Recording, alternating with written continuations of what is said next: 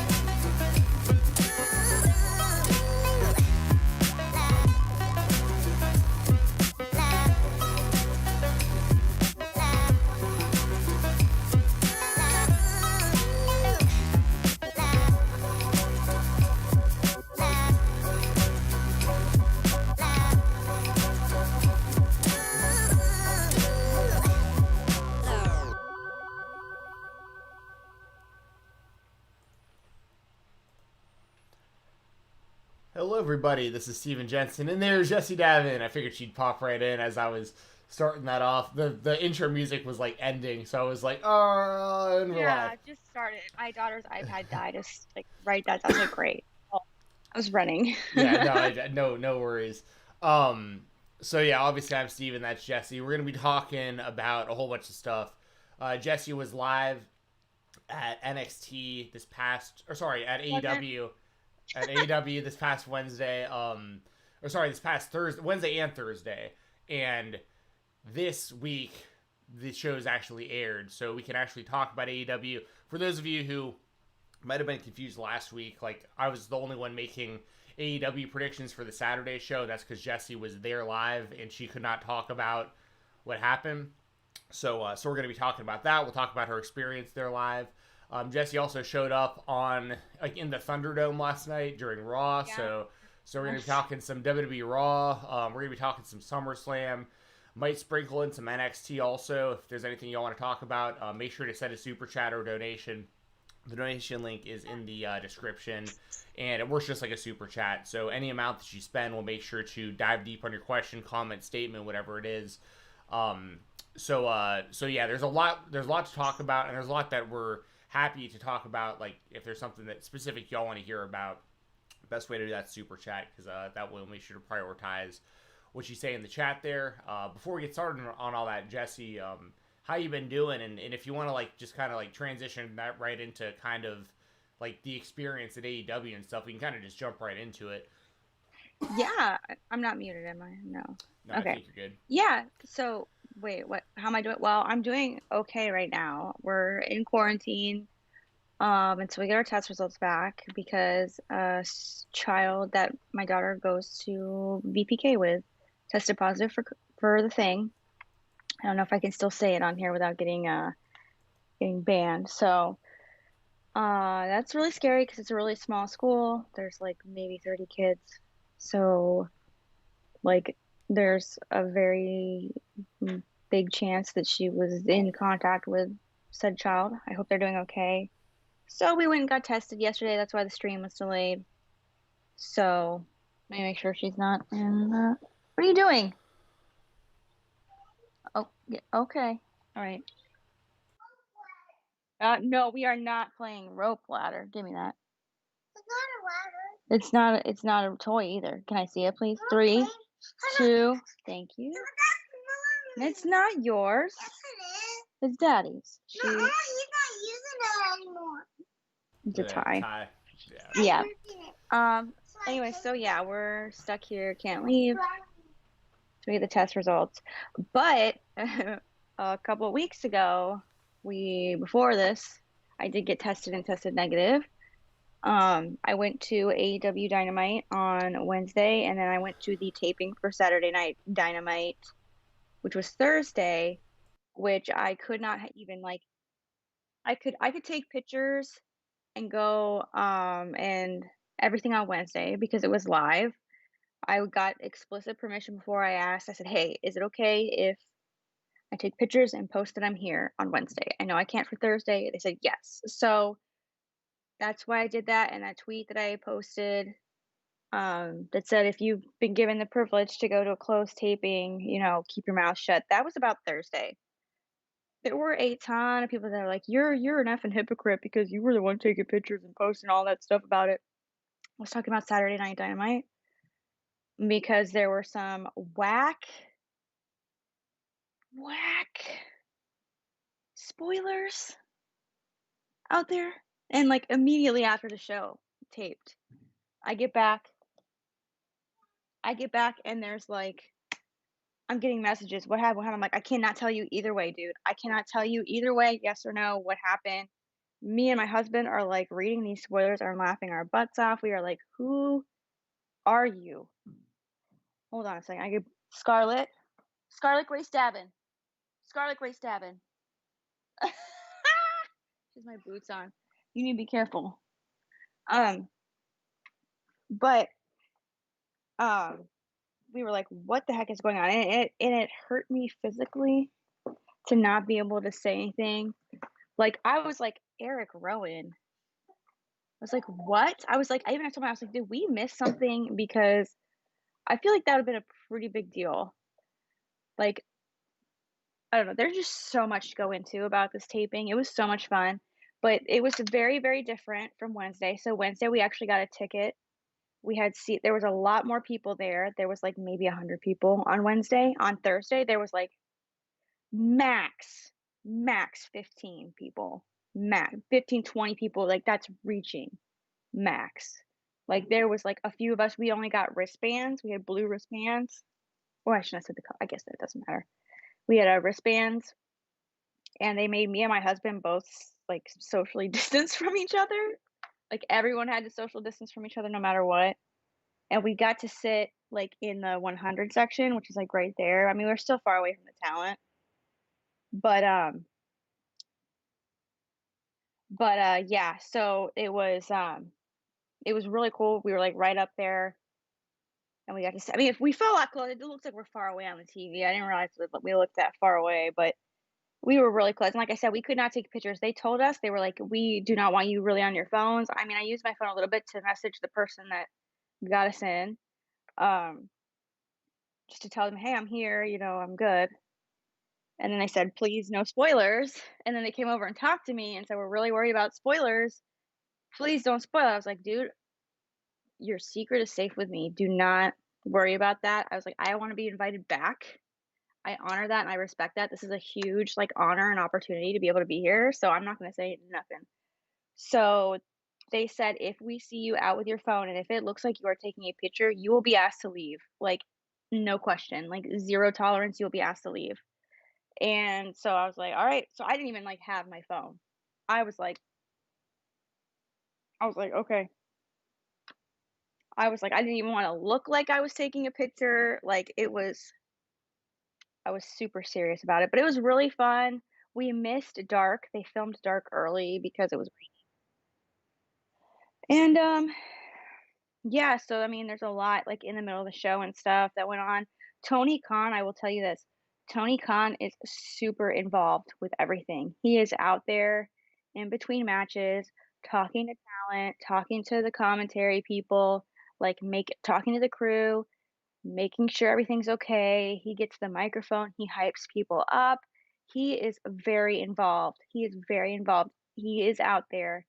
Like he is part of it. The ring, he's talking with people. He is very, very, very invested in this product and his passion shows through during these tapings. It's really cool. And like even on Wednesday, like during the women's match, he like comes out of the tunnel and he's like jumping up and down, telling people to get hype. And you can tell he really cares about what he's putting out there and he wants people to be passionate about it. And you can really tell that he's not in like his own bubble. Like he wants input from other people. And it looks like he's not just people aren't just talking to him, he's listening. Like you can really tell he's very, very involved. He's walking around, people on the, he's passing out waters to people, not to us, because obviously we weren't like, don't touch us. We haven't, we're not totally in the clear, So that was really cool. It was a really cool experience. Like I said, I wish I would have been able to take like at least one picture like after it was over, but hey, I mean, it was a really cool experience. I mean, I was there. You can see kind of like from really far away.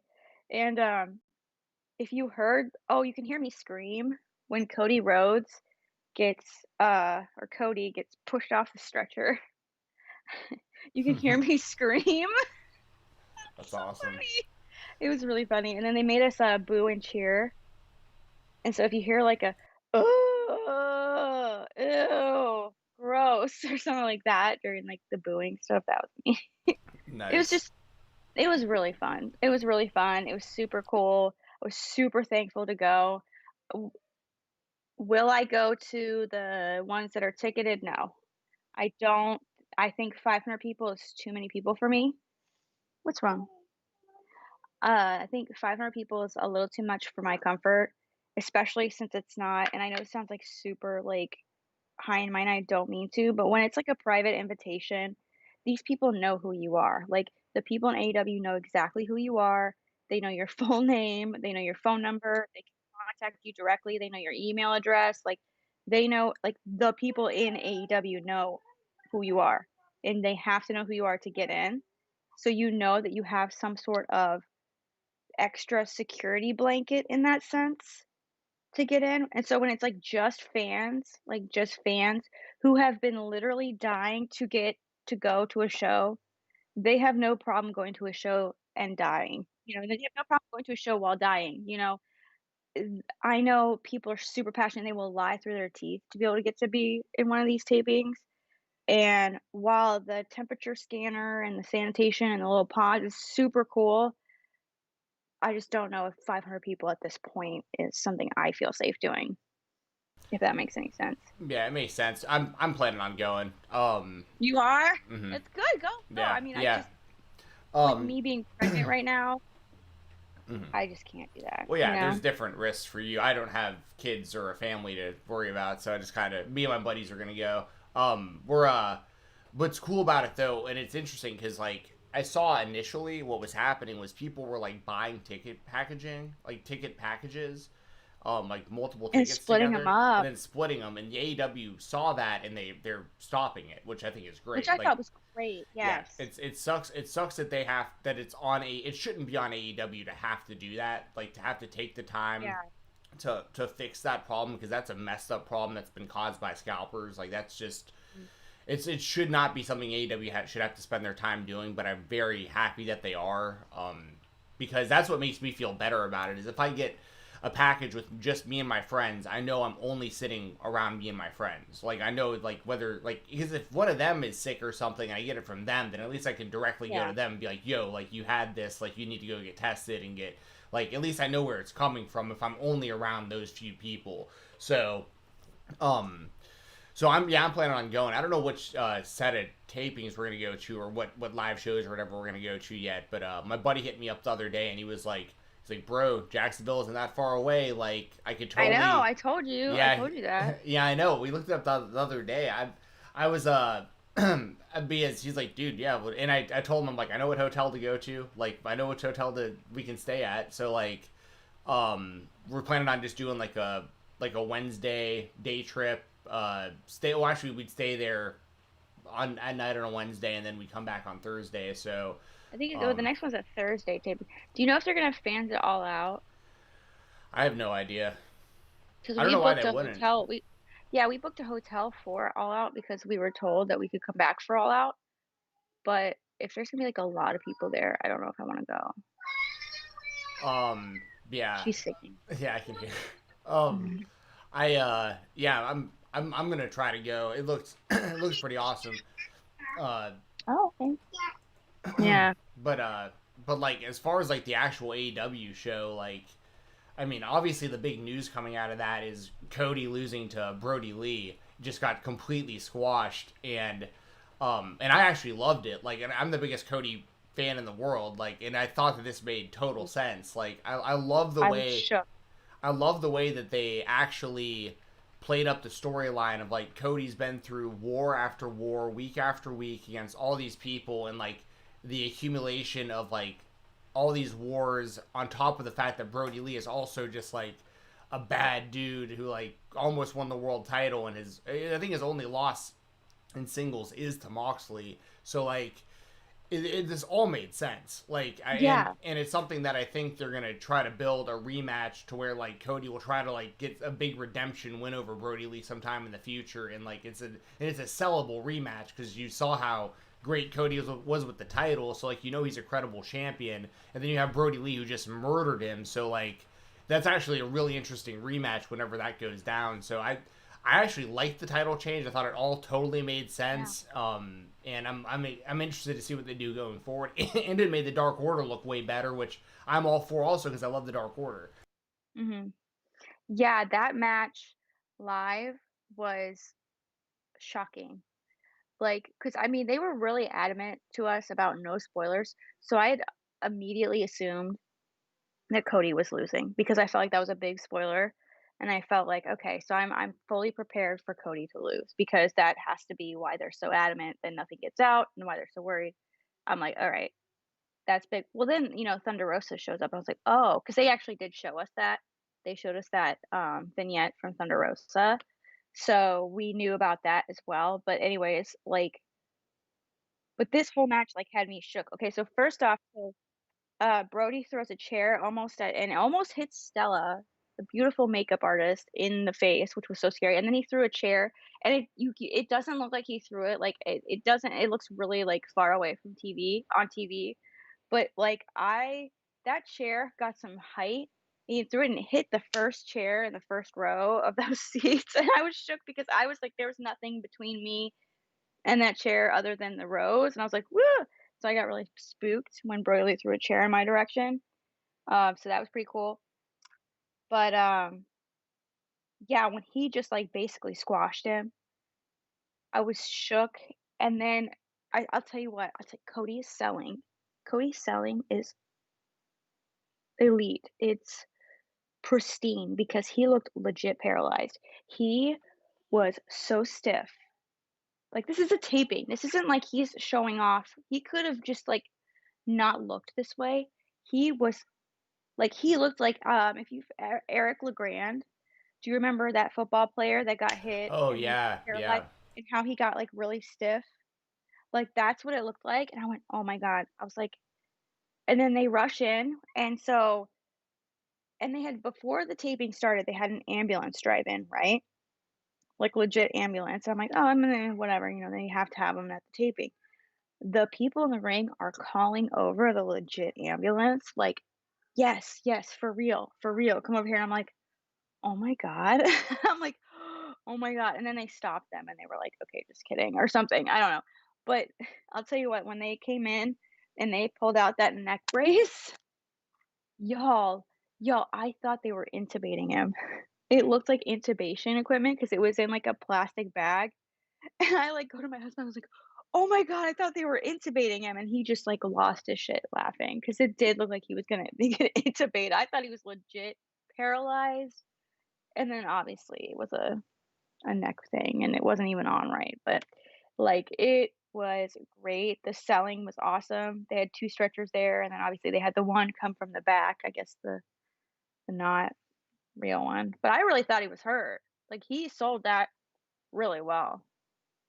Yeah, I thought the whole thing was great, and like Dark Order, it's strange because like they're such comedy acts on Being the Elite, but like they're like doing stuff like this on Dynamite. But Right. I like the dynamic personally because I really like their stuff on Being the Elite and I like their stuff on Dynamite. So like I'm definitely not complaining, but I have heard that complaint from others where they're like just confused because like they don't watch Being, like for instance, I have some friends that just don't watch Being the Elite, and they saw me tweeting about how much I like John Silver on Being the Elite and stuff, and they were like, "Why? Like, what are you talking about?" I was like, "You gotta watch Being the Elite. Like, there's no way like I Yeah. could possibly, because they're not really doing this stuff on TV. There's no way you could really know what I'm talking about unless you're watching Being the Elite." And they watched it and like they thought it was funny, but they were like, "Yeah, I would have had no idea that they were doing this comedy stuff. I would have had no clue because I only watched Dynamite, you know." So it's like, it is strange, but I mean, like I said, I like it personally. Mhm. And then yeah, they beat the hell out of Cody afterwards. Anna and Jay got in there. I like, Was it yeah, Anna Jay or yeah, it was Anna Jay, wasn't it? yeah, she got in there and choked out Brandy.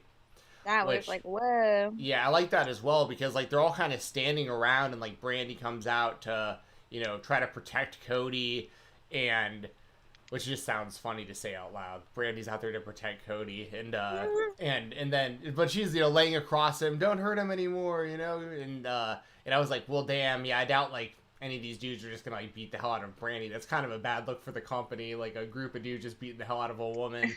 And Yeah. and then I was like, oh yeah, Anna Jay, this is perfect. What this is, yeah, that's perfect. She can do it, and there's no problem.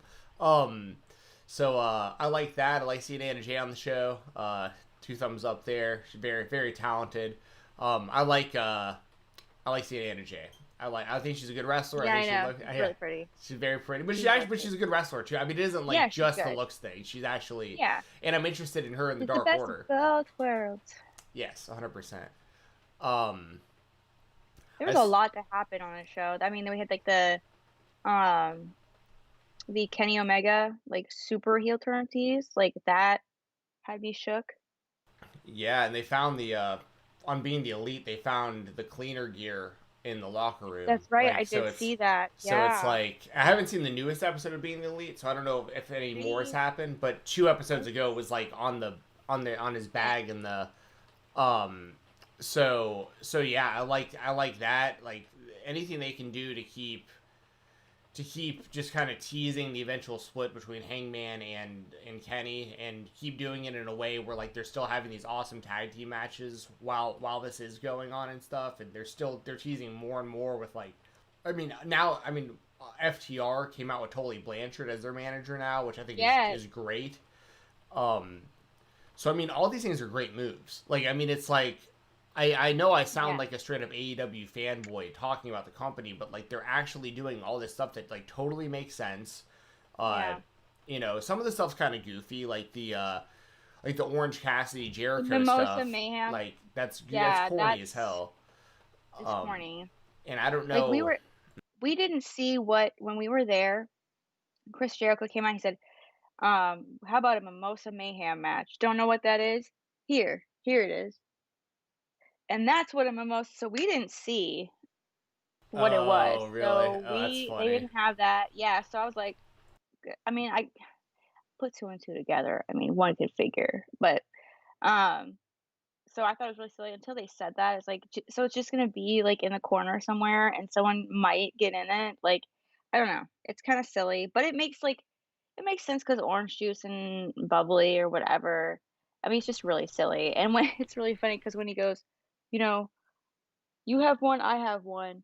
And the other company I was in, we would have gone to a third. So why don't we do that? I thought he was gonna say no. I started booing. I was like, no, let's just leave it here. Let's leave it at one-on-one and come back later. But yeah. I feel like the only reason they have that is for a way for Orange Cassidy to win that third match. Like I feel like that's the only reason they have like that. Like the concept is like, I think it was pin submission, or you can throw them into the mimosa or whatever. So it's like, I don't know. Because here's the thing, like if Orange Cassidy isn't gonna win, I mean, I feel like Jericho. If it was just a straight up wrestling match, I would say Jericho would have to win. But like, if they're gonna give a stipulation like this, like I could totally see Orange Cassidy winning, which like I'm okay with. But it's also like, what do you do with Jericho? Well, and what do you do with Orange Cassidy? Like, what are you gonna do? Have him come out and like be like a serious main eventer against like Moxley or something? You know what I mean? Like, there's only so much you can do. I mean, I love Orange Cassidy, but like he's a comedy wrestler, and he works best as a comedy wrestler. The reason his gimmick is so good is because the few like the glimmers of wrestling he shows is the gimmick. Is like every now and then he tries. Every now and then he lures you in with his laziness, and then does a whole bunch of cool stuff. His gimmick isn't like serious guy who just beats people's asses, and it shouldn't be, because let's just be honest, the guy is what, 5'6", 5'7", like Orange Cassidy? Yeah, you gotta be short. He's small. He's like, I'm gonna have to look it up now. Orange Cassidy. I'd imagine he weighs what, 130 pounds, like maybe. Is he really that small? I mean, I can't say 130. Maybe that's a little exaggerated. You wanna? Oh wait, never mind. It's not him. I was thinking someone else. Orange Cassidy. He is.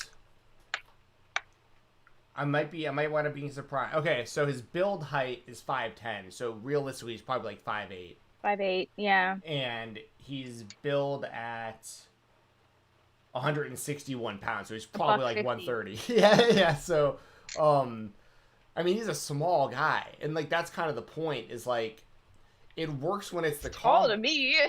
Well, I mean, he's shorter than. We can put it this way: he's shorter than I am, probably by a few inches. And like, I'm not a big guy, and when I see that, like, I'm not like, I don't think everyone's like pigeonholed because of their size. Like, I think like Daniel Bryan, obviously, like he's shorter than I am, and he's become a superstar, like a legitimate superstar.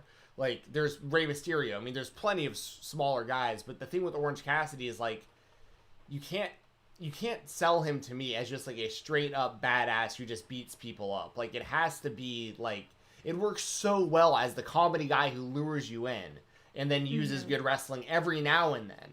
But like I don't. It's tough. It's tough to book, isn't it? It is. But then you have the whole other dynamic with him and the Best Friends, which the Best Friends are like a clear comedy act as well, but like turn it up serious when they need to. So like it all works. All of these things work together very, very well. It's just what I'm afraid of is a scenario where like Orange Cassidy just becomes like this badass somehow, and like he's like, you know, just like beats Moxley or something, or like beats like Brodie Lee, or beats Lance Archer or something like that, just like straight up, and then you're just kind of like, ooh, I don't know. I just don't know how I feel about that. Like, I don't know. It's difficult because it's, while you want him to like get over and stuff, it's, well, he's already over. That's the thing. I mean, like, yeah, and you want him to stay over. it's like, but do we really want him to be taken seriously? Like, sure. Do you want to be taken sure? But it's like, that ruins it if you take him seriously. You know what I'm saying? Like, it ruins it. Like, why? Like, Yeah, like he was the him? IWTV champion for a long time before Yeah. he joined AEW. So like he held the top title belt, in my opinion, the top title belt on the Indies for Yeah. quite a while, and had a lot of serious matches. But most of it was based on comedy. He was going in there and Yeah. doing the lazy sloth thing. It wasn't like how he is with Jericho, where he's like out for revenge to beat this guy up. It was like it's hard to explain. So like, Yeah, it's hard. Cassidy's capable of being like the top guy, like on an independent level. Can he do it in AEW? Like maybe, but I think so, but do you it's do that gonna at take the expense time. of Jericho? Like you have Chris Yeah, fucking that's- Jericho, like the guy. looking like a goof.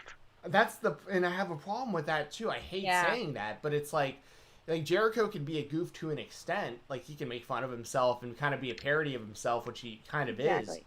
But like, it's still Chris Jericho. Like he's still the first ever AEW champion. He's still the first ever undisputed champion. He's still got the most. I think he still has the most Intercontinental title reigns of all time. He's a legend. I've been watching the guy forever, and I'm a little biased because he's like my favorite wrestler ever. But at the same time, it's like it's still Chris Jericho. I'd feel the same way if they did the same thing to Moxley. If like all of a sudden Moxley was getting beat up by Orange Cassidy and thrown into orange juice and his cronies were swimming in orange juice and couldn't stand up and all. You know what I mean? It's like Inner Circle's weak. Like Inner Circle's just straight up weak. They're Like just goofs. yeah, like But I mean, look what they did with Dark Order. I mean, Dark Order immediately became this like serious faction, like true. in one match. So, but here's the thing. I guess to me, it makes more sense to have Jericho take the fall because he doesn't have further to climb. If Orange Cassidy, takes the fall, he's got a long way to go. Jericho, while yeah, he's looking goofy and L's gonna make him look even goofier, he's still Chris Jericho. Like you can't Sure. take that away from him. Who is Orange Cassidy? I mean, you know him from the Indies. A few people do, but not a lot of people do. So it makes sense. It makes sense for a vet to, help put a guy over, a new guy over, because using his status to his advantage, using his wherewithal, to maybe look a little foolish because he's Chris Jericho. You know what I mean? So yeah, do I have a problem with it? Yeah, a little bit. But So my thing I mean, is like Orange Cassidy's already over. Like we don't have to get him over. He's already over. Staying Yeah, over isn't difficult for him. he could get damaged. But my thing is like, why wouldn't you do this with like Jungle Boy or Scorpio Sky or MJF or Because Darby why or would we be interested in that? why are we interested in Orange Cassidy? We're interested in Orange Cassidy versus Jericho because Orange Cassidy's over as hell and Jericho handpicked And him. Jericho, Yeah. Jericho is Jericho, and I think that is why Mr. Casual or Mrs. Casual, excuse me, Sure. or Yeah. Mixed Casual would be interested. It's a way to keep those people interested because while it could be and probably should be like a Jungle Boy or an MJF, is that going to garner TV ratings? I don't think so. It'll garner the loyalists, the hardcores, absolutely. Wait, is there any proof that Orange Cassidy is like moving the needle? I'm interested in that. I'm interested to see like if interested in Orange that. Cassidy pops rate, like him himself pops ratings, because that'd be like I wouldn't be surprised, but it would be. It's kind of, I don't know. It's interesting. It's an interesting take because I don't. Because I can't say it enough. Like I'm a big Orange Cassidy. Like I have his autograph on my wall. Like I love Orange Cassidy, but like it was perfect how they did it before. Like Jericho beat him, but Cassidy still got super over in the loss. He looked really, really good. Yeah, I did. Second match wasn't nearly as good as the first match, and they botched like 4 of the important moves, and they botched the finish.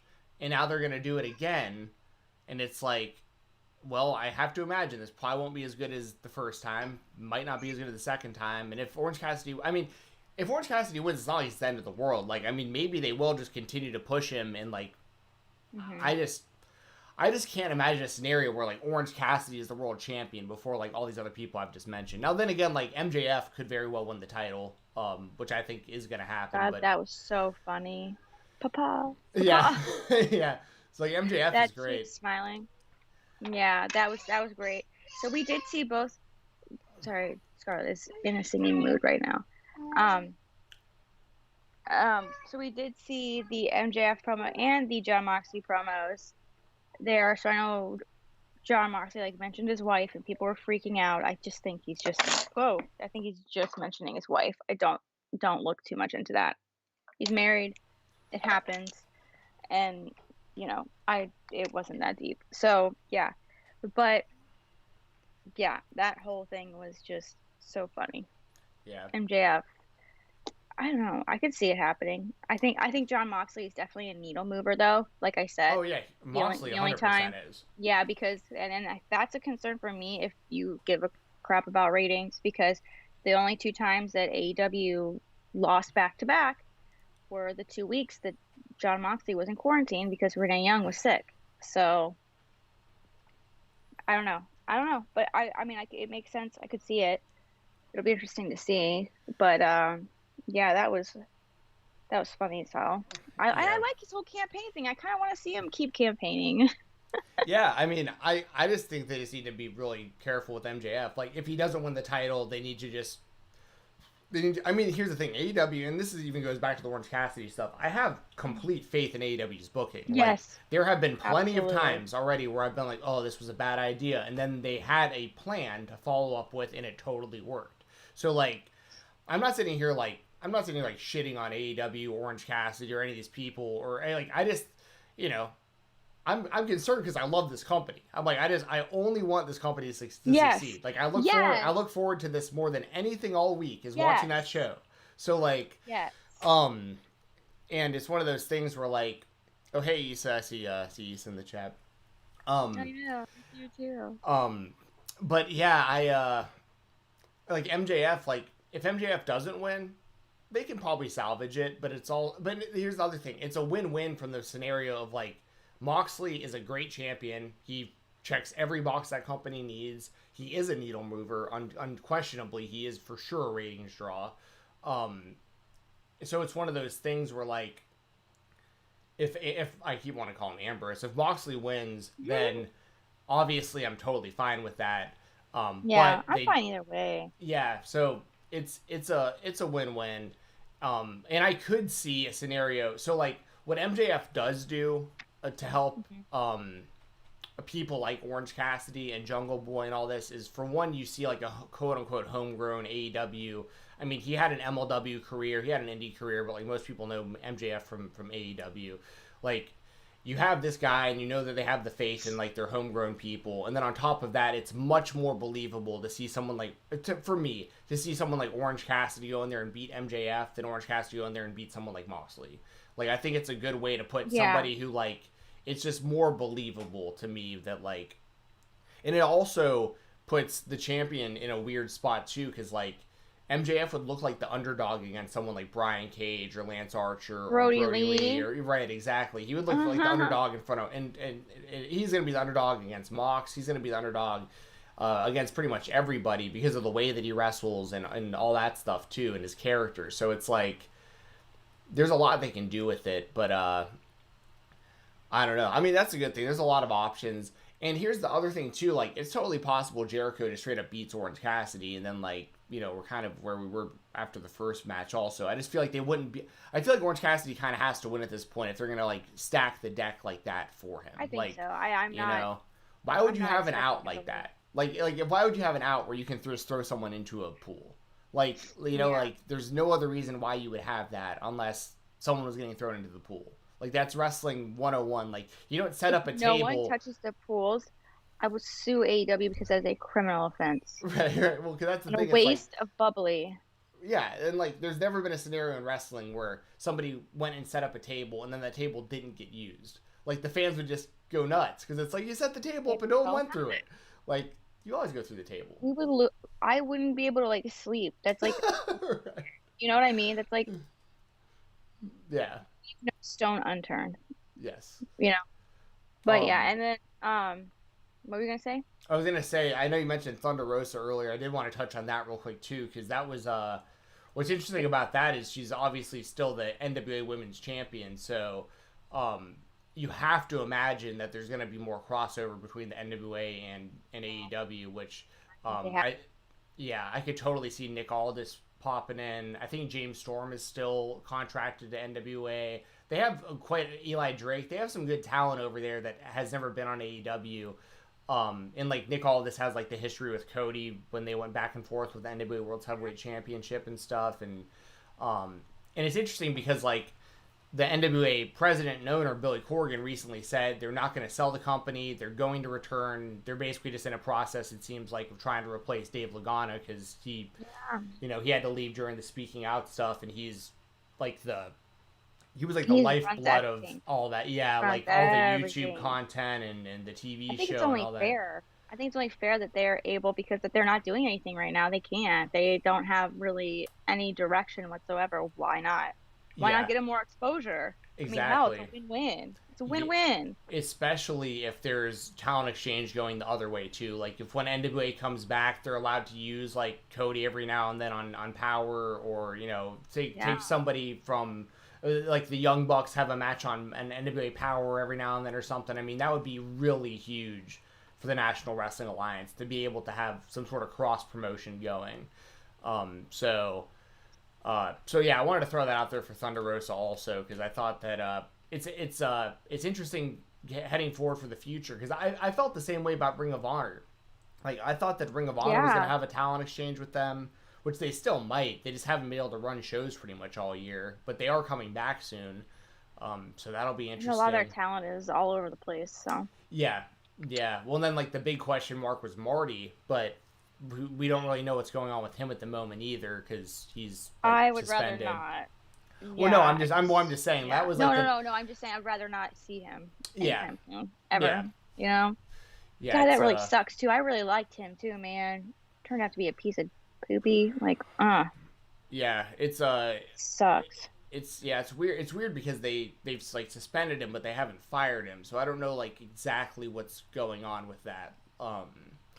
But it seemed like a lot of that, because like when he signed with Ring of Honor and when Flip Gordon signed with Ring of Honor, I was like, okay, Ring of Honor is definitely going to have a talent exchange with AEW, because there's no reason Marty and Flip would have signed with this company instead of AEW, unless the money was just so ridiculously high they couldn't turn it down. Yeah. But it's also possible that, I'm not accusing anyone of anything, but like it's also possible that like AEW might have known that like Marty might have not been a good person to hire. Like I just don't know. I just don't know. So true. We got a super chat from Dylan's Wrestling Stuff. Dylan, thank you so much, Dylan. Yes, thank you, Dylan. It says, since Mr. Brodie Lee is the TNT champion now, do you think he's going to defend the title every week just like Cody did? No. Yeah, Jessie's shaking her head no. I'm going to have to agree. I don't think that that he will either. Yeah. Might. Which is a bummer, because like the open challenges are a great concept. I really like that. And if Brodie continued it, I'd like that as well. But I feel like it's too much of like a babyface move to do something like that. And then you also have it going on in Impact right now. Eddie Edwards is doing the same thing with the Impact World title right now, but he's also a babyface. So I can't wait to see where they take it, because I feel like, at the end of that show, when he holds up that title and like, you know, just the Nightmare Family basically, or whatever they call themselves, is just like, I don't want to say massacred, but they're just like laying there, just like totally, completely embarrassed. And Dark Order looks strong as hell. I was like, damn. I was like, this is a new chapter. I was like, this just is a game changer. Yes. That's how I felt. I can't wait to see where they go with it. So it's going to be really interesting, and I'm really excited. I'm bummed out that Cody's open challenge is kind of gone.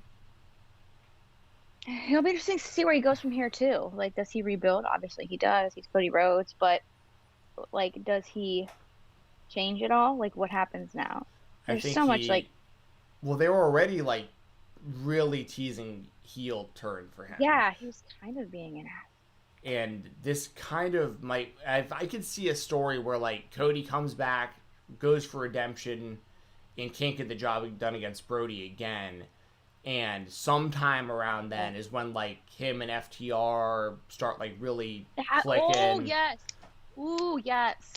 Yeah, like, because that's, I mean, clearly, I mean, if they're doing all this to swerve us, it's a bad move for like sometimes in pro wrestling. I said this to Dylan Hales once, who's in my opinion like the best independent wrestling booker in the world. Me and him do a show together like once a year for the Cena City Invitational tournament, and they didn't have a show this year, so he couldn't do it. But I remember I was talking to Dylan once, and he like stopped me mid sentence, and he was like, "That was actually one of the smartest things I've ever heard anyone say about wrestling," and it was the most simple thing I've like ever said. He said, all I said to him, I was like, sometimes the best thing to do in pro wrestling is just doing what makes sense. Like, it's such an easy concept. Such an easy concept. Like, you don't have to go out there and just be out there trying to swerve. Like Tully is with FTR. Arn is with Cody. Like, if they form together well, they don't have to call it the Four Horsemen, whatever they call this. All the pieces of the puzzle are right there. And for them to just join together, people would be like, "Oh yeah, I saw it coming." Yeah, all of us did, and it made total sense. Like, are you telling me you wouldn't like it just because it made sense to do it, and you didn't get tricked? You know, like that's the thing about wrestling that really pisses me off in like modern day is everyone just, "Oh, I saw it coming, so what?" Like, did the story make sense? Was the story good? Every time I watch a movie. Every single time, and this is a big problem because this is a big problem with me. Like, I don't watch a lot of movies for this exact reason. I watch the first 5 minutes of the movie, and I'm not like some genius. It's just everyone can probably say the same thing. I can say, okay, that's the main character, that's the bad guy. This is what's gonna happen at the end. He's gonna kiss her and get that. Like, it's like this whole, you know what's going to happen. So it's like, okay, is the story good? You know, you got like an hour and a half, and you know what the conclusion is going to be because you've seen 1,000 of these same movies. They're all the same movie with different actors, similar stories. In wrestling, if the story makes sense and it's good, don't complain that they didn't swerve you. I don't know how else to say it. Like, this stuff totally makes sense. And then also with Dark Order, you gotta feel good for Brodie Lee after all this time in the WWE begging to do something, and they finally let him go, or his contract finally runs up, and he's getting an opportunity to shine in AEW, and I think it's perfect what they're doing with him. So it's like, this is such a win-win all around. Cody's fine either way. Like, he can take losses, and it doesn't really matter. So it's like, yeah, I'm just now reading the chat. Yeah, y'all, just get along the chat. Just get along the chat. It's dumb. It's dumb. Who cares? This is not the time and place. I don't have time for it. I don't have time to be bothered with this. Stop. Y'all acting like little kids. Stop. There you go. No, I'm not done yet. And then let's see some other stuff that was on this show. The Eddie Kingston. Yes. You play what? Rescue service?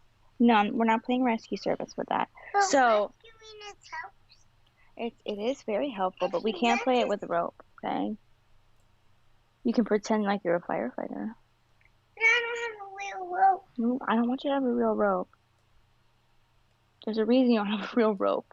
You can pretend. You're so creative. I'm so nice. There you go. Yeah.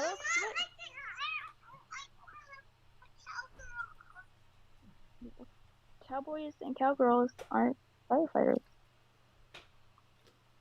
This is the conversations I've been having.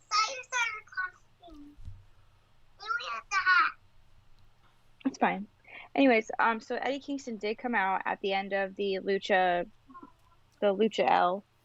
They took an L, and I'm gonna climb them out.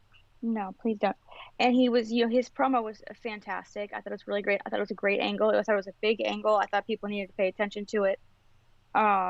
He did actually, in the middle of it, mention Rey Mysterio with all the other great lucha. Stop it, Scarlett. Scarlett, you need to stop.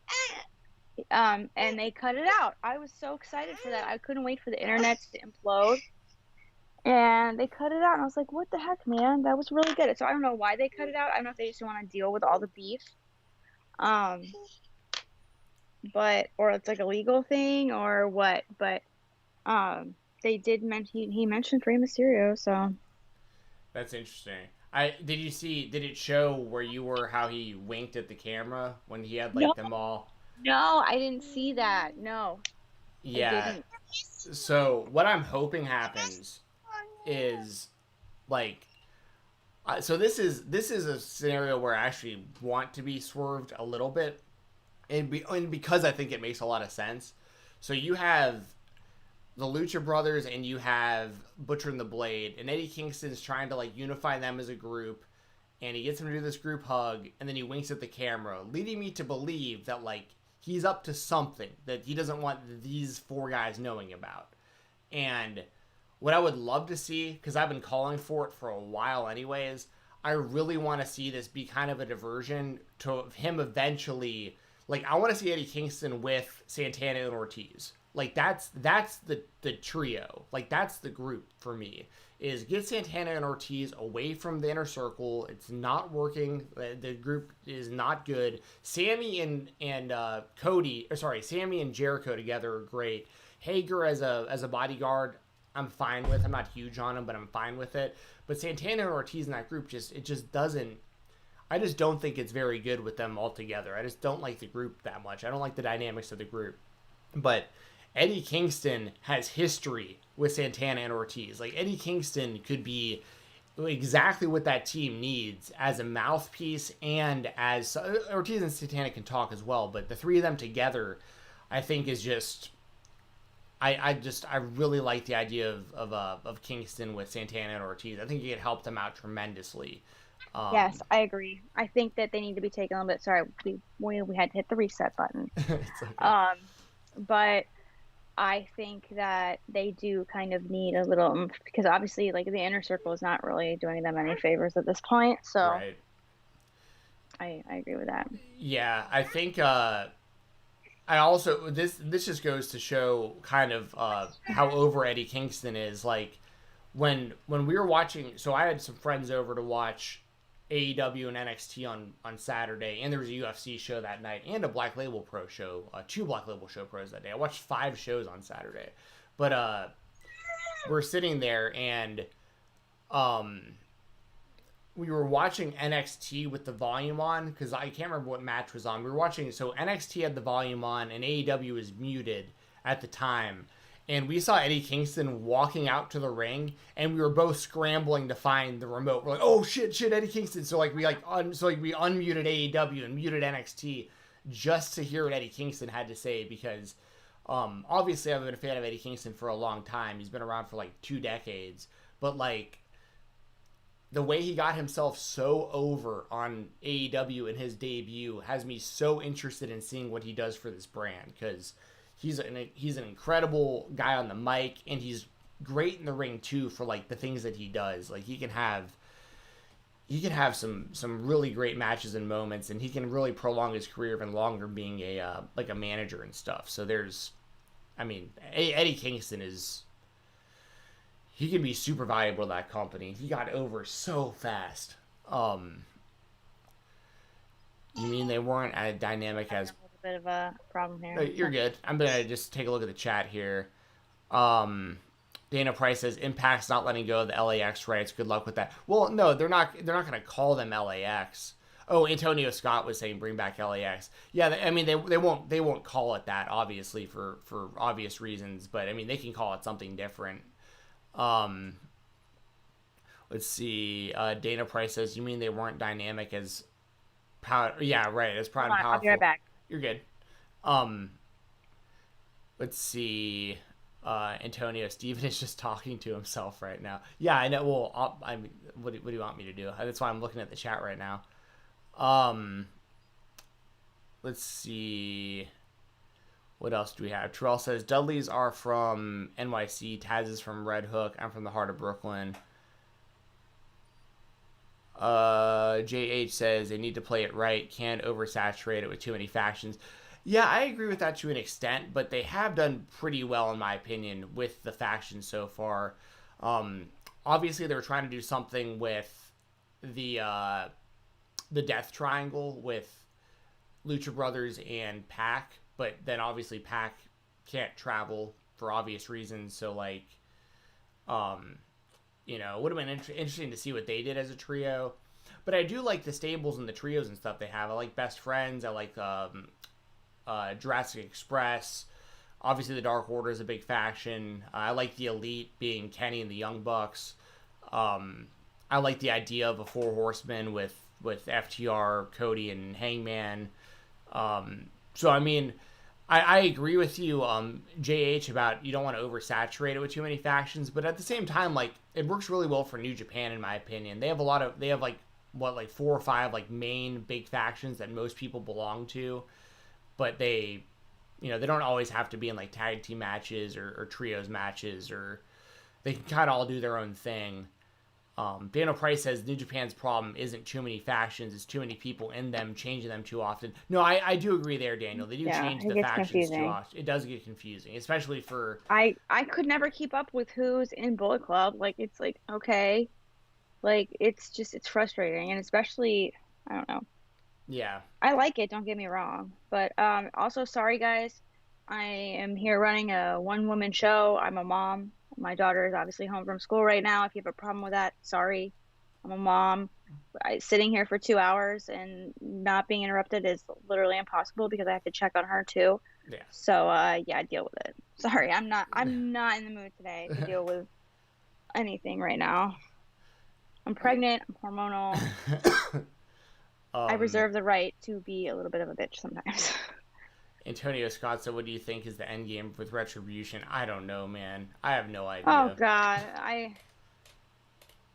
Who cares? I mean, Sami Zayn. I don't know. I guess. I mean, one of them looks just like Dijak. So, like, I don't know. Like, if this is their way of introducing Dijak to the main roster, like... Can we talk? Okay, we need to talk about what they did with Keithley. We need to just jump right to that. Let's just jump over, sure. Okay, so I was on the Thunderdome, and I was really excited, so I didn't even notice that the music had changed. I was literally just going like this. I just wanted to bask in its glory. So I'm like, bask in its glory. I'm like trying to sing a song. I didn't even realize that the song was different. And then then I heard it, and I was like, what the F is this? And everyone's like, oh, he was wearing a skirt. I don't really care. Like, that doesn't really bother me that much. It's not really a skirt. It's like, whatever. So what? It looked flowy.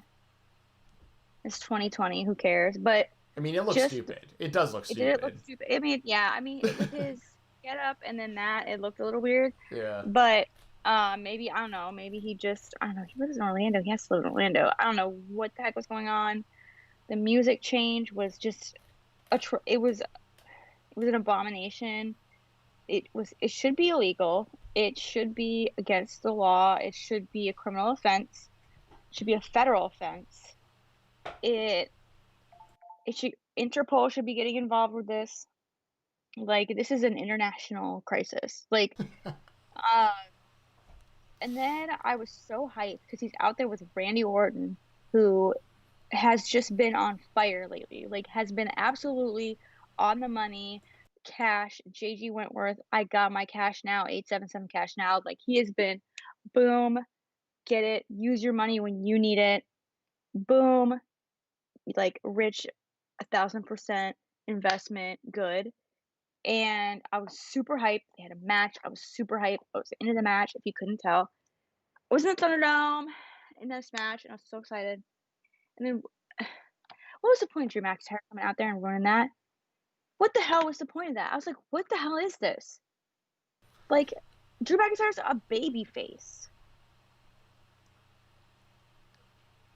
Yeah, I don't know. I mean, Issa with a good comment here that I want to read out before I can't see it anymore. Keith Lee was booked wrong from NXT. Sorry, it's true. The double champ storyline to have him relinquish. There it is. Only makes him look like a pussy. Oh, to lose the other only makes. So the issue I had with that with NXT wasn't necessarily that he won both belts. I didn't like it particularly, but like my issue was he won both belts, and then he relinquished one, and then the new champion was crowned on the same night he lost the other one. So what? So it just doesn't make any sense. It's like if they weren't going to crown a champion until that night anyways, then he should have never relinquished that belt, because theoretically, right? What the hell? Right, because theoretically he'd still be the NXT North American champion right now had he not relinquished the belt, even though he lost the world title to Karrion Kross. So it just makes him look stupid. It made him look dumb as hell. And I'm wondering, honestly, if they freaked out because they found out that Karrion Kross has to relinquish the title because of his injury and he has to go back. So they just made him look like a dang fool for no reason, just to be able to get him back to NXT. That's concerning. If that's the case, that's very concerning. Like, I don't know. I don't know what's going on with that. I don't have an update. Don't know. I'm not a reporter. So. Yeah, me either, by the way. Like, I know I work for, like, sites that do have legitimate reporting, but when I put certain things out there on Twitter, every now and then people, like, don't take my stuff seriously. Not everything you tweet is a report. Pretty much nothing I tweet is a report. Yeah. like it's just my opinion on shit. Disclaimer, yeah. Pretty much nothing I tweet is a report. Yeah. But it's just, and I mean, that match was actually pretty good. Him and Karrion Kross was actually pretty good it went longer than I thought it was going to go. Wow. Yeah. Honestly, I felt like the match was a little underwhelming. Yeah, Yeah. I mean, it wasn't bad. It was better than a squash, which is fine. Oh yeah, I definitely don't want to see a squash. Yeah, I was really scared. My husband loves Karrion Kross, but I love Keith Lee, so. Well, really, I just hope he's okay. It really sucks if he's. Did you see where it happened? Oh. Yeah, it was on the shoulder bump, right, where he Keith Lee knocked him over, right? Then he got up and. Yeah, not speared him, but Yeah, kind of. Yeah, it was a shoulder block, but he yeah. Hit him with it. Yeah. I'm not like good a with hockey them. check, like a hockey check. Yeah, perfect. Yeah, and just you see is ugh, it's gross. But I tell you what, man, he did pretty dang well. If he did what he pulled a Finn Balor, my God. Yeah, very true. Yeah, and I like Karrion. His presentation. What concerns me about Karrion Kross is his presentation just screams Raw or SmackDown. So it's how long before he's picked also to. Yeah, making him just give the title away. Yeah. Focus on it was bad news. Well, and the problem I have with that too is he was the if you're gonna do Adam Cole was the longest reigning NXT champion ever. Why not just have him keep that?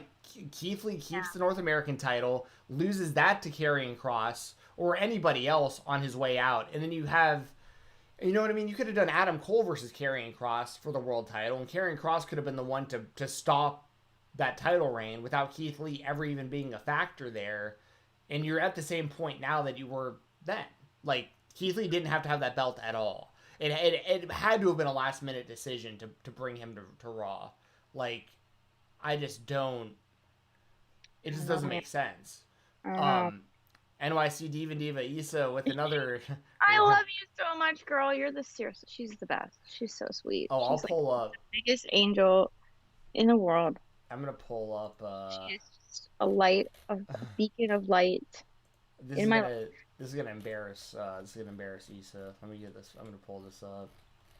Where is it? Said wreck me Roman, which is what he's been doing. He's been out there with his shiny new teeth, wrecking everyone with that smile.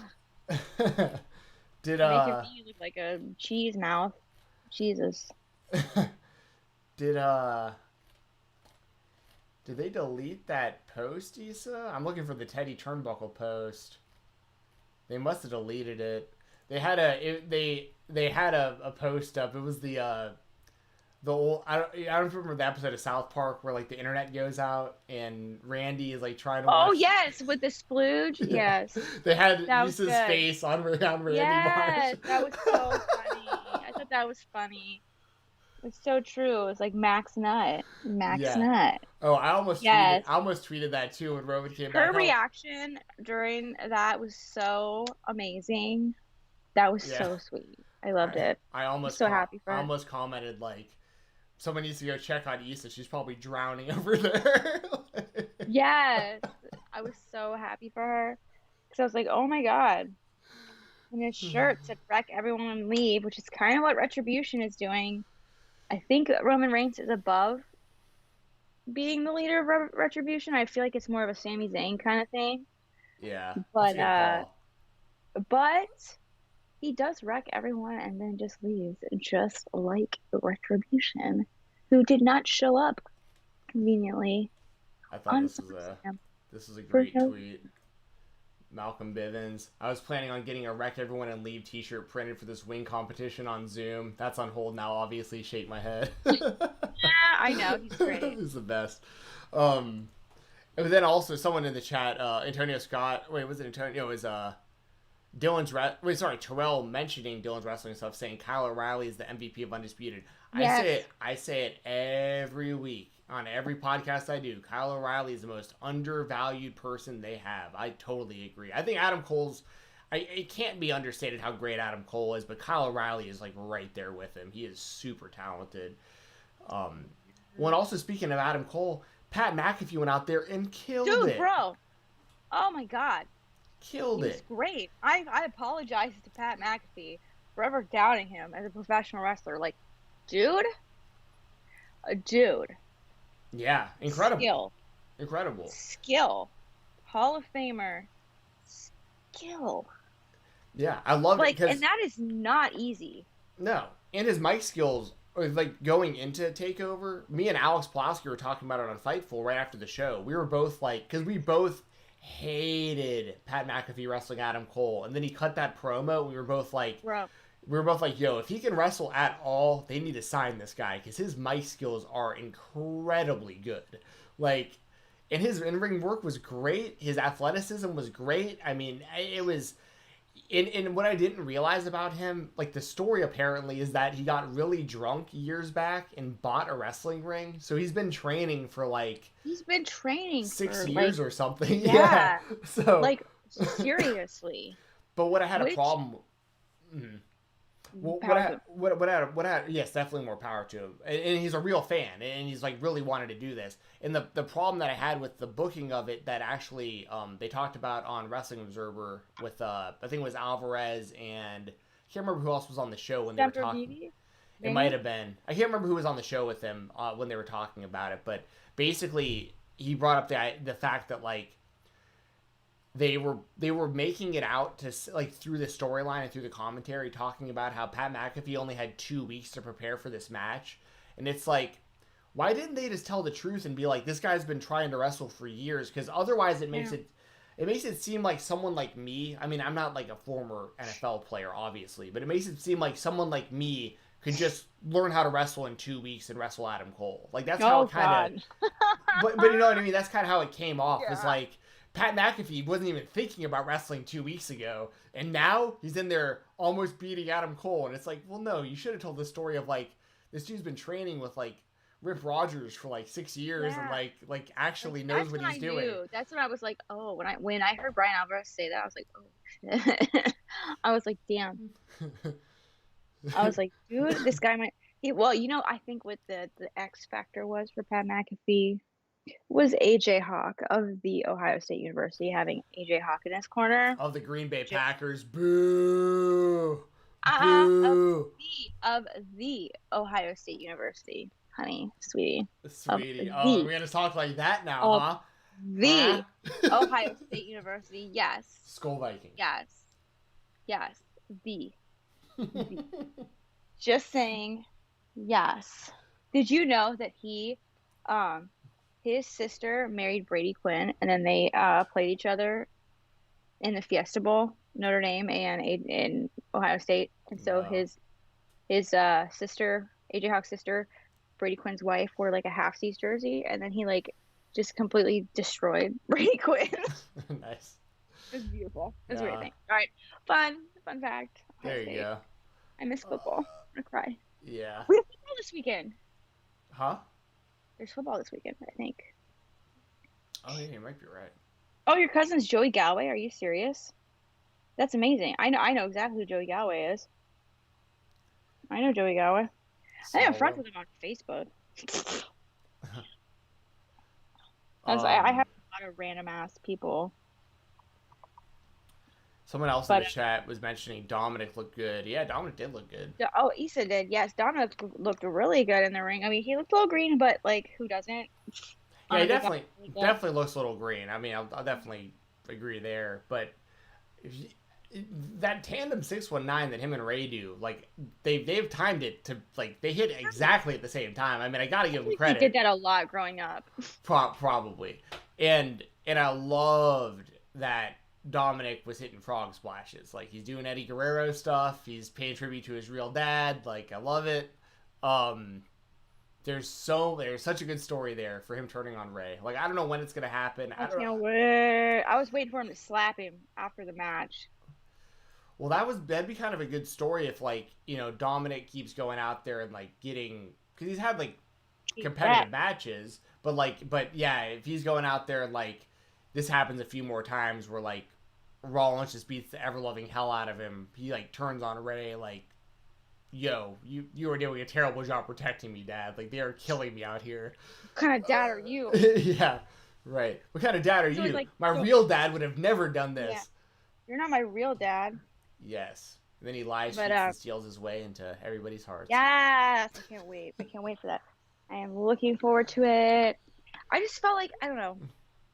I felt like that whole match was just kind of like, it was good. It was really good. Do not get me wrong. But I feel like it could have been better. Like, there was just something missing. I don't know if it's just, I feel like that was all the Seth Rollins matches lately. I don't know if it's like the whole Messiah thing, because I love heel Seth Rollins. Infinitely more than babyface Seth Rollins. Like, Same. I cannot stand babyface Seth Rollins. I don't know if I like this whole Messiah thing. It just doesn't fit. Why is he a Messiah? He's never, like, I mean, I get it. But I feel like it needs to be more, and I say it needs to be more messed up or whatever. I know he's, like, taking out Rey Mysterio's eye and all that kind of stuff. But it's, I don't know. Like, he doesn't feel like the cult leader that I thought he would be. You know? Well, yeah, he doesn't really have a cult. It's just Murphy right now. It's just Murphy. Now, like, the Austin Theory thing... Well, the Austin Theory thing is kind of out of everyone's control right now, because he's, like, being investigated. Huh? What happened? What happened with him? Oh, yeah, Austin Theory was, like, a part of the speaking out, like, months ago. Was he really? Yeah. He was allegedly talking to underage people and stuff. Oh, yeah. That's went. Yeah. Oh, now it's alleged, so like I can't. But the other thing with him too is he's like, I mean, this is not justifying it, by the way, and I don't know how the ages of the people he was talking to, but like he's currently only like 20 or 19 or something. So like I don't know. Like for all I know, this stuff happened when he was but if 17. He's doing that kind of funny business now. I know. Yeah. No, I agree. I'm just saying, like, I don't know the details of it. I'm just saying, like, messy. It's problematic. Right. Because when you think about it, like, it's illegal, but like, if you're 18 and you're with someone who's like, you're talking to someone who's 17 or whatever, like, you're talking about a very small difference in age, and like the mindset's pretty much the same between being 17 and 18. It's still illegal and you still can't do it, but it's like one of those things where like, you know what I'm saying? It's I don't miss high school. Well, that was so weird in high school too, because like I was 17 and I was hanging out with girls that were legal and I wasn't, and like I mean obviously they didn't. I mean I don't want to get anyone in trouble, but obviously that never really like stopped anything from happening when I was 17 and they were 18. Like we were both in the same class. We're literally in the same class. Like I'm 17 and they're 18. I just haven't turned 18 yet, but we're in the same fucking classroom every day. We know each other. Like, but once again, I don't know. I do not know the details of the Austin Theory thing, other than that is what's been alleged, is that he was having some sort of interaction with people that were underage. Yikes. And he has not been seen on TV since then. That sucks for him, because that's a big F up, because he was really, I mean, he went from Evolve to like Raw. Well, yeah, like, he was featured as like the main star of Evolve at a very young age. Yeah. So that sucks for him. Yeah. But yeah. So he hasn't been there, and then Authors of Pain, they just can't stay healthy. Like one of the two just consistently keeps getting hurt. Are they in Retribution, do you think? I don't know. If they were in Retribution, then I feel like Rollins would have to be in charge of the whole Retribution thing. They didn't attack him. I know. I've been thinking about that too, but like, I mean, I will say this. If they made Retribution to be like a bunch of Seth Rollins like cronies. Like it was all just a big way That of would like make him a messiah. it would at least make him a messiah. It's unfortunate they've made that group look so stupid. Like they're not an intimidating group of My people. favorite. I can't change this background because it's just the best thing in existence. The second cinder block was the best. The second cinder block was just.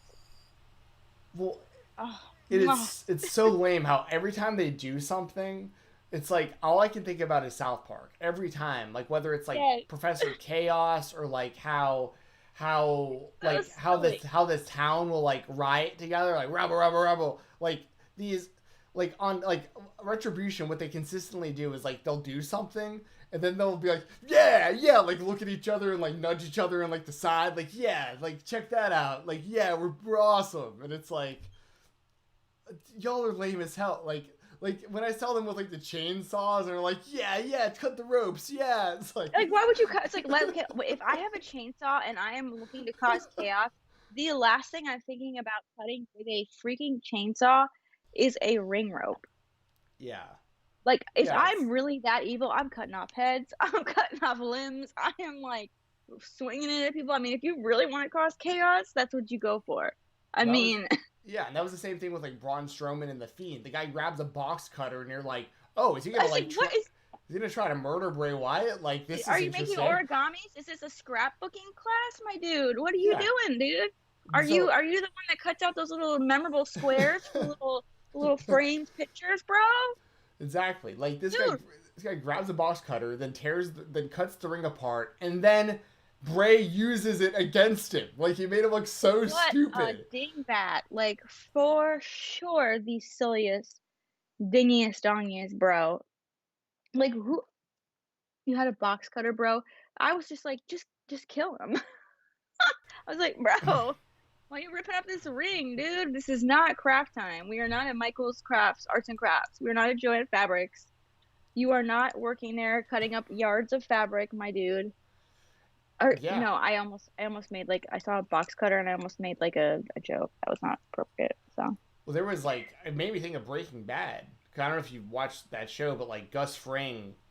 Yeah, I love Breaking Bad. What are you talking about? Oh, I didn't know that. Yeah, it's like one of my favorite shows. I didn't know that you watched it. Yes, my husband when I was in Denver when I was hospitalized my first pregnancy, he had to fly through Albuquerque and I made him get me like Breaking Bad merch at the airport. That's awesome. And it made me think about that, where I was like, oh, he's grabbing a box cutter. Like the last time I saw someone, wield a box cutter, it was Gus on what was the guy's name? His like cleaner dude, the Hispanic guy. You know what I'm talking about. But it was before that was Tyrus, the guy before him. Not Mike. No, Mike's Walt killed Mike, which I'm still mad about. That made me shook, but yeah. Yeah. Oh, spoilers. Yeah, well, I mean, come on. I mean, sorry if you haven't seen the show when you were planning on watching it, but the show did end like 7 years ago or something like that. Yeah. So, dude, I bawled like a damn baby when that show ended. It was a great show, and I'm not into shows like that normally. I usually only watch comedies and sports, and like that show hooked me big time. My dad loved Breaking Bad. My dad watches Better Call Saul. I got my dad and my stepmom to watch it.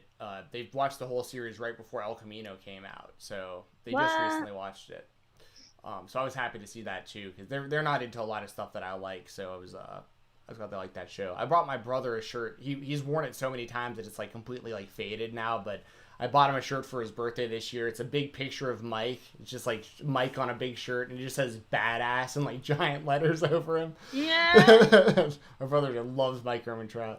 And yeah, Better Call Saul. Like, there's only one season left of that show, and they like left it with that cliffhanger at the end of this last season. I haven't. I've only watched the first season. I won't ruin any of it for you. Yeah. Just know that they're at a point now where like it's my dad keeps asking me. Well, it's about to start overlapping with the Breaking Bad story. Like, it's getting really close time wise. So like, and there's a lot of people starting to pop up that you recognize. So like, yeah. But without going into any more spoilers with that, what else did we have here? That's worth talking about. Sasha and Bayley losing, or Sasha losing. I thought it was gonna be flip flopped the other way around. Same. I had it flipped. I had Asuka winning both belts, but I thought if she only kept one, it would have been the opposite than what we saw. So Yeah, me I'm too. with you.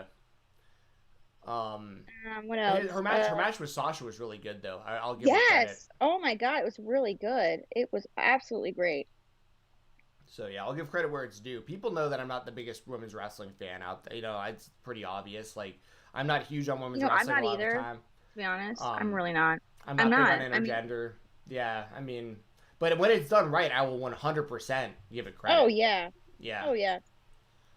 I'm not gonna go out of my way to watch women's wrestling, but it depends on who though. Like I think, for instance, I think Deonna Purrazzo versus Jordynne Grace is worth watching tonight. Oh yeah. I think people should tune in for that. Yeah, I just don't really give a crap about the whole Lana, Mickey James stuff. Like that kind of crap is just not. Yeah, I feel the same. Not save that stuff for Total Divas like that. The Shayna and Nia stuff, that could be either really good or really bad. It's gonna be one of the two. Yeah, because I like the idea of them just beating the hell out of everyone. I missed some of the Raw Underground stuff because I had exited the Thunderdome and I just was washing my face and stuff. So I missed most of the Thunderdome, which kind of pissed me off. But neither of them were in the Thunderdome this week. In Underground. They weren't? Okay. Yeah. I know that I saw the first part where Bobby Lashley was wrecking on everybody, and I guess he continued to wreck on everybody. I saw Dolph Ziggler. Yeah, that was basically all of Underground this week was Lashley. What the heck? Lashley went in there and beat up some random guy, and then Dolph Ziggler stepped up, which didn't make any sense because they were actually advertising Ziggler versus Ivar on Raw Underground. They were and that match never happened, so I don't know why that got rewritten. Yeah. But it was cool because Lashley goes in there, beats up some jobber, then Ziggler comes in and has kind of a competitive fight against him, but then Lashley wins by pouncing him out of the ring, and his head hit the wall on the way out and stuff, and that ended that fight. And then he beat up a few more people, but it wasn't nearly as good as the last few weeks of Raw Underground, in my opinion, because it was basically just a few segments of Lashley just beating everyone up. It wasn't one-on-one how the last couple weeks we got Arturo Ruas and Riddick Moss and these people in fights, you know. Issa, thanks for joining us. It was good to see you. Love you, Issa. Adore you both. Aw, we adore you too. And tell Lil Roman I say hello. My favorite little dog. Favorite little dog on the internet. My daughter's even waiting for us to hang up, so why don't we figure out what we want to talk about? If anybody has super chats of things you really want us to talk about, please do them now because my daughter is getting very impatient. Because we are under quarantine, so we are just having fun. Yes. Yeah, let us know. We'll wait a few more minutes for to see if y'all have anything anything specific you want us to talk about. Yeah, is there anything you want to go over? I'm trying to think. Okay, hold on, honey. We're kind of wrapping it up here, all right? Just be patient, okay? You've been so good. I'm so proud of you. You've been such a good little girl right now. A couple other things, notes from AEW Dynamite. I know that I saw a report that the Britt Baker segment was retaped because it was in the ring initially. That is not true. It was outside of the ring. So what happened was at the AEW Dynamite taping on Thursday, Kip Sabian and Penelope Ford were sitting in this lawn chair on a pedestal or something, and they were down by the ring, but they were just making out, swap and spit the whole time. Was really kind of gross, but I cannot watch people kiss, you guys. I cannot watch people kiss. I look away every time. I don't know why. I can't do it. I cannot watch people kiss. I don't know why. I feel it's a very intimate moment that I should not be a part of. I don't know. So it was really unfortunate. So they were doing it the whole time. So then Britt Baker eventually interrupts them. She is also ringside, and they do the whole gingivitis. I'm a dentist. You guys are swapping spit. That's gross. Staphylococcus or whatever. And then she talks about the dental plan. But Big Swole is over on the other side, and they have a camera on her, and she's watching the whole thing, talking crap, and it's whatever, and Dustin's with her and stuff. So that happened on the outside of the ring. It was not inside the ring. It was on the outside. What? they did reshoot a couple things in the Dark Order Omega match. One of the Dark Order people got caught in the ropes and they had to redo like a back elbow or something. Woos! Get out of there. Get out of the drawers. Get out of the drawers. Thank you. I don't want that to tip over. What else? Rey Mysterio thing got dropped. They had to reshoot the entrance for Ivelisse and Diamante. Who won, by the way? I was so happy about that. I saw people getting so mad because the spoiler said like Brandy won over someone else. I don't know who or whatever. And I was like, no. And people were getting so mad. I'm like, y'all, I wish I could have said something. It physically hurt me not to say anything. But it was actually a really good match. They had to completely redo their entire entrance. Not Allie and Brandy, the other ones. Because the cameraman panned over to the wrong tunnel. The cameraman walked over to film in the wrong tunnel, and they came out, and they were like, "This is so stupid." It's so funny. So they redid that. And then, another funny thing. So I saw. I keep wanting to say it's Brian Cage dressed up as Darby Allin, but it's not. Ricky Who Starks. was that? Yeah, Ricky Starks. I was like. I saw Ricky Starks in the Darby Allin makeup from really far away before the show. And I was like, oh my God, Michael. I was like, my husband's Michael. I was like, oh my God. It's like, it's Darby Allin. I was like, he got really jacked. I was like, he's way more. I was like so confused. I was like, is he really that jacked up close? And I obviously wasn't Darby Allin. So that was really fun. Yeah, it was really funny. And it's pretty relaxed, like, around the stage. That's about it. I mean, I don't know if you have any questions. I mean, it's super fun. I was so, like, just thank you to the person that got me the tickets and then the person that allowed me to go in and be a part of this. Like, it was such a cool experience. It was such an honor. It was so cool. I was so happy to be on Dynamite on Saturday and then to be on Raw on Monday. I was like, Rick Rude. Like, I feel cool. Yeah, just like Rick Rude. I like it. I like the reference there. Both companies, one weekend. He was in one night, but yeah, but it was one close. week, pretty much. Like, it was really cool. It was just that's why I want to go to All Out so bad. But if there's gonna be a lot of people there, I just don't know.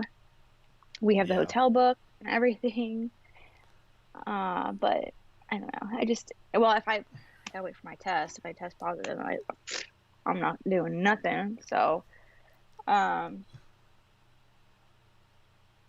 but that was cool. I actually did enjoy SummerSlam. I really did have fun with SummerSlam. Was it the best SummerSlam? No, but I did actually enjoy it. Raw sucked. I thought Raw sucked. I just enjoy Raw Underground, and there was like no Raw Underground, so by default it sucked.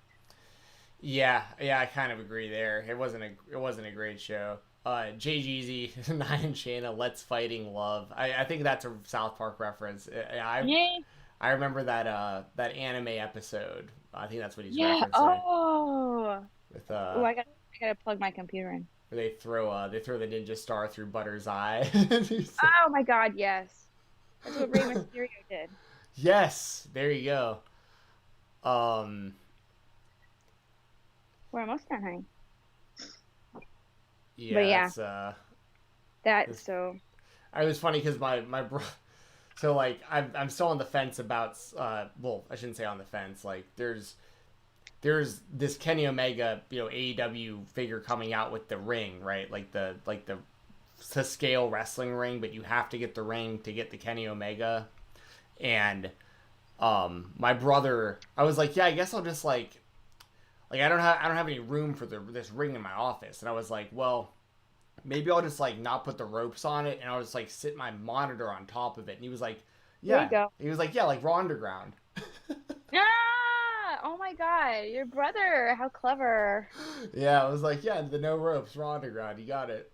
Wow. South Park. Yeah, South Park reference for sure. Thank you for confirming that, JGZ. All right, well, I I'm going to go through our sponsors. If there's anybody who has any last minute super chats or donations, obviously the super chat function's built into YouTube, but the donation link is in the description. So if there's anything that you want me and Jessi to talk about before we get off of the podcast here, we will we'll address that. But we're gonna go through this while we're waiting there. So first up, I'm gonna all the links are to all of these people, all of our supporters and sponsors. They are in the description of the video. Thank you. Yes, Jessi took the time to put those down there for everybody. So if anyone wants to know more about the companies I'm talking about right now, the links are super accessible, easy, right there in the description for you. Music City Toys and Collectibles, they are basically a memorabilia company that has like action figures, DVDs, autographs. I've gotten like autograph 8x, actually my Orange Cassidy autograph 8x10 I got through them. I was talking about that earlier. I've gotten some really great stuff through them. I collect the WWF Just Toys Bendems. I talk about that all the time. I get a lot of them through them. They give me really good deals. I'm probably gonna get the Bendems ring because they had a really good deal on it. Like there's just really good deals. They're really nice people. They're really easy to do business with, and they'll give you fair prices. And especially if you tell them that me and Jessi sent you over there, I promise you they'll give you some really good business. And there's advantages to doing business with them, like long term as well, because if you continually buy stuff through them, you eventually can become a part of their VIP group. And in the VIP group, which I'm a part of because I buy as often as I do through them, I basically have early access to stuff before the public does. So like, and he knows all the VIPs well also. There's less than 100 of us like in the VIP group. So it's something where like he knows I collect Bendems. So every time he gets Bendems, he sends me a picture. He sends me a picture and tells me how much they are, and he's like, "Hey, let me know what you want. If you know whatever you don't want, I'm gonna put out to the public on whatever day." So like I get first dibs on it, and I get a good price on it too. Like, part of me doesn't even want to tell you how good the price is on some of this stuff because I don't want anybody to get a high. Yeah. But like some of this stuff, like just for example, there are times that I'll go on eBay and I'll see a figure that I want on eBay, and it's like $12, and then shipping is like another few bucks, and by the end of it, you spent like $15 or whatever. There are certain things that I've seen on eBay for like $15. I talked to Music City Toys and Collectibles, and including shipping, I spend like $3. Like, I mean, like they will hook it up if you are a loyal customer. So, so check them out. And even if you don't buy through them, give them a follow. And they do live auctions and claim sales all the time too on Facebook. Like, you get an alert on your computer or your phone or whatever. You jump in, they're live, and they'll show you like toys, action figures, DVDs, autographs, magazines, whatever they've got. They tell you how much it is, and after they say the price, you just jump in the comments and tell them you want it. They invoice you the next day for anything that you claim. So like, it's an awesome way to be able to collect consistently and find stuff for better prices usually than what you'd see them on eBay and Amazon and stuff. So can't say enough good things about them. Make sure to just search them on social media. Just search Music City Toys and Collectibles. Also, I want to give a shout out to my brother Brian Jensen. He is a boxing trainer and coach and basically like personal trainer, overall fitness guy. He can help you reach your goals. He is a part owner of Steel Boxing and Athletics, a gym in Atlanta, Georgia. He helps with nonprofit boxing Parkinson's foundations and stuff like that. I do a lot of freelance work, and part of the work that I do is I actually run some of their websites and do some of their video work and stuff for the Parkinson's foundations that they have. And we're actually starting a new one right now called YOPD, which is it's a young onset mentoring program. So basically, for people who find out that they got Parkinson's, especially if like you're a younger age, they pair you with someone.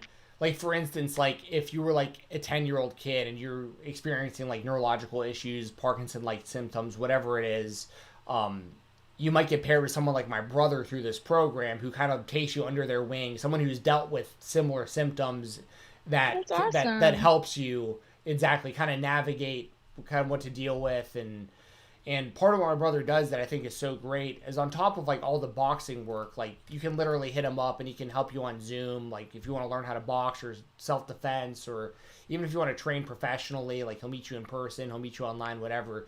But if you have any kind of neurological issue, like at all, whether it's Parkinson's or anything else similar, even like Tourette's and like that kind of stuff, there are a lot of exercises that people don't realize they can be doing that are very easy to do from home that help a ton with this kind of stuff. Like just like dexterity work, touching your fingers together in certain motions and doing it enough times and just moving your arms around and stuff. And Brian is an expert at that and can help you no matter what your situation is. So great.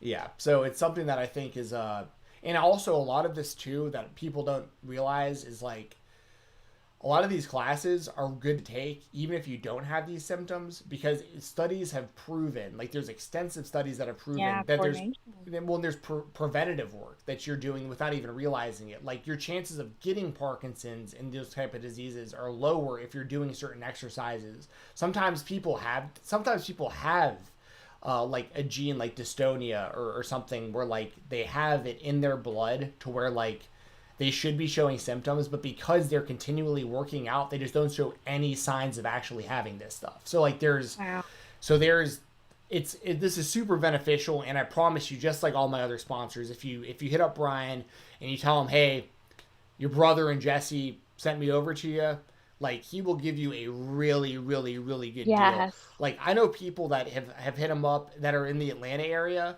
same kind of thing, and he's giving them just straight up free half-hour sessions before. Just be like, yeah, come in, try it out. If you like it, we'll figure something out. But if not, like it's just good to be able to help you out. You know what I mean? Like he will, free stuff. Like he doesn't like free stuff. And even his like fully paid stuff is like super affordable. Like he will cut you a very good deal, I promise. So he's a good guy. He is a good guy, very good guy. Been through a lot, and that's part of what makes it so special that he can do this. Is he himself has dystonia, which is basically Parkinson's disease, and he's had it.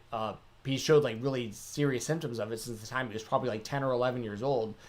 He's had multiple brain surgeries to correct it, and through the brain surgeries and all the boxing work that he's learned how to do, you would never know in a million years meeting him today that he's ever dealt with any of this stuff. He's in better shape than anyone I know. His motion's perfect. His dexterity is perfect. And I only say all this to just let anyone know who might be out there and thinking like they're hopeless or like it's a lost cause. Like there are people who can help you with this stuff and make your quality of life better.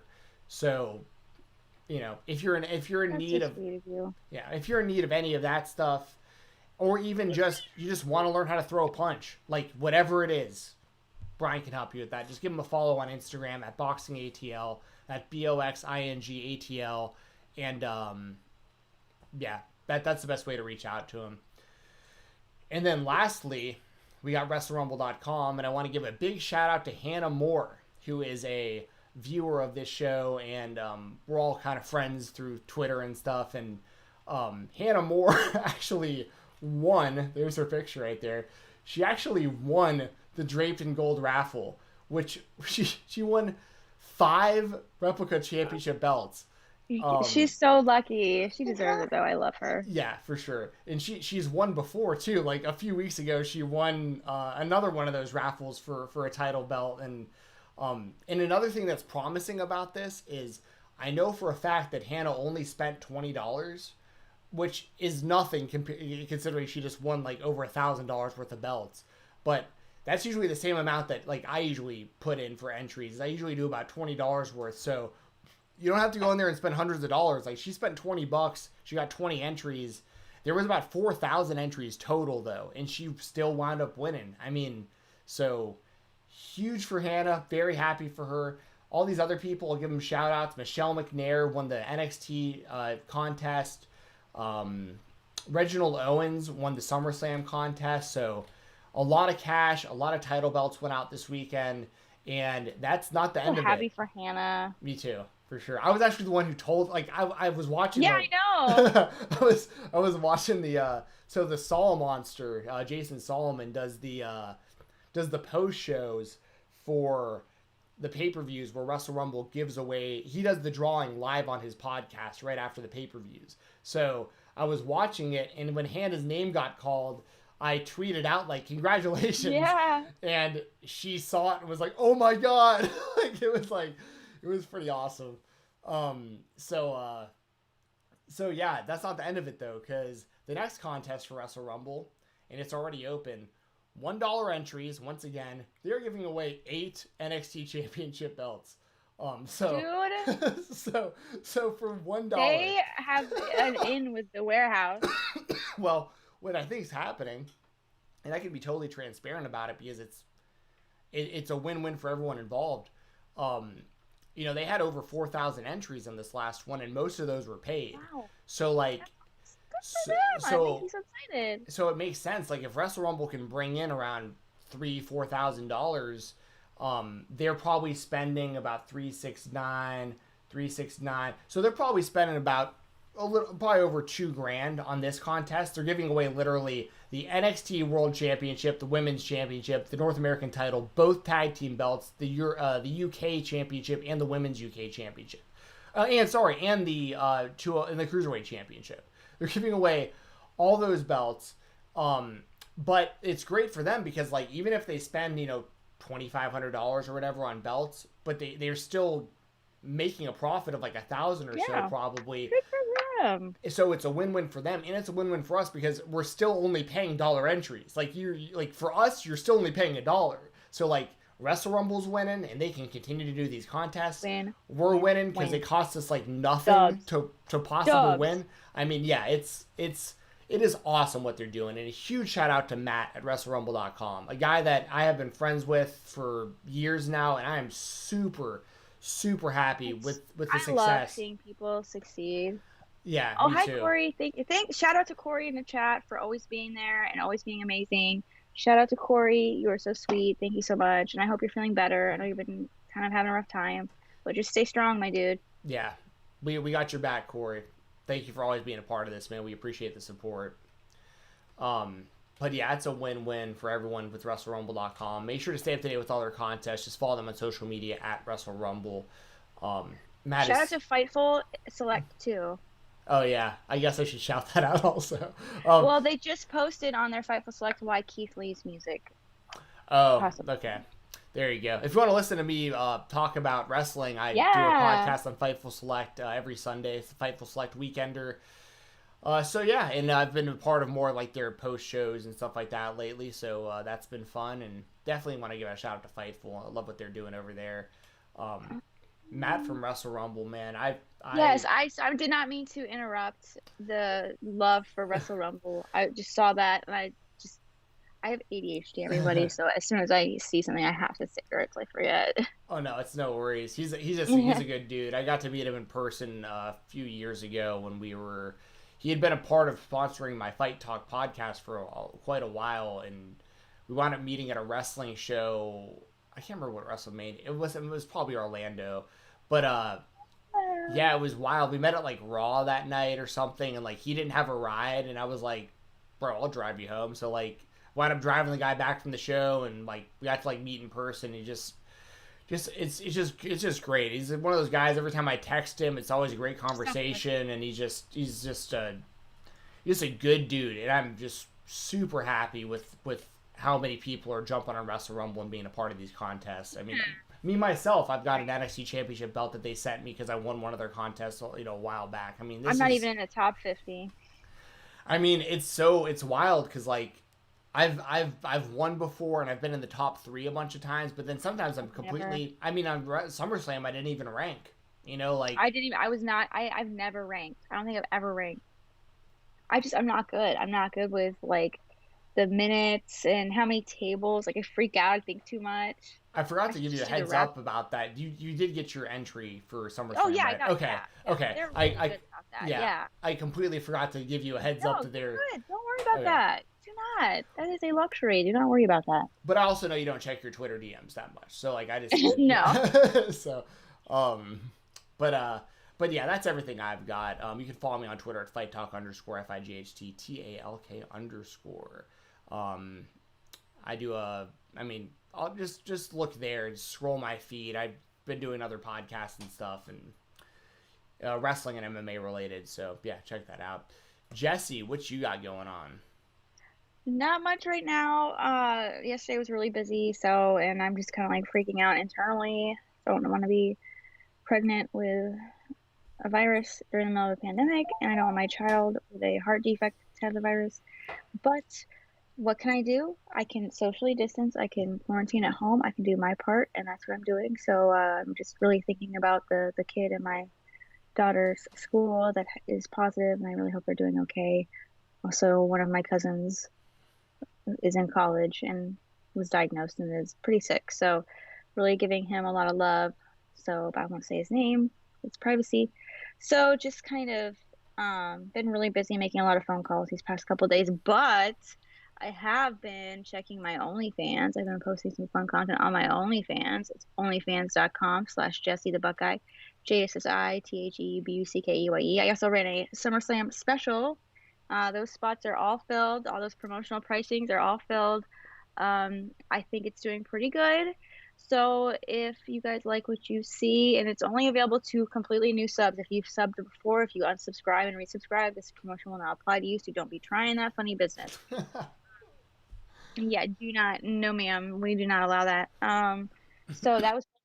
I'm not going to do that a lot because I really do want to honor the people that have paid full price, and I feel like I feel really bad, like 'cause it's like I don't know, money is a super important like thing for me to honor for people. So if you feel like that is something that you really want to subscribe to and enjoy, I've had many happy customers. So the only people that are mad are the people that are like, "Well, let me, and I'm like, I don't know if I'm comfortable doing that for you, And then they get mad, and I'm like, okay, whatever. But everyone else seems to have, that's like one person. Everyone else seems to really enjoy it. So it's onlyfans.com/Buckeye. Link is in my Twitter. Link is in the description. I'm in there answering DMs as much as I can, which is usually about 3 or 4 times a day. Do not try and DM me on Twitter. I will not respond. I stay out of there. It's bad news. So I do really try to focus on the OnlyFans because those are my paying subscribers, and I really do honor and appreciate that. It is a little bit difficult right now. Just gonna give you a heads up while we're kind of in this quarantine till we get our test results back with a child. So I can't really, because it's OnlyFans. So I can't really answer those while she's around. So I'm kind of trying to be quick today. I've been trying to be quick, but then she just hops right in and I have to nope out. So I'm doing my best here. It's still a lot of fun no matter what. Trust me, I do have a lot of fun over there.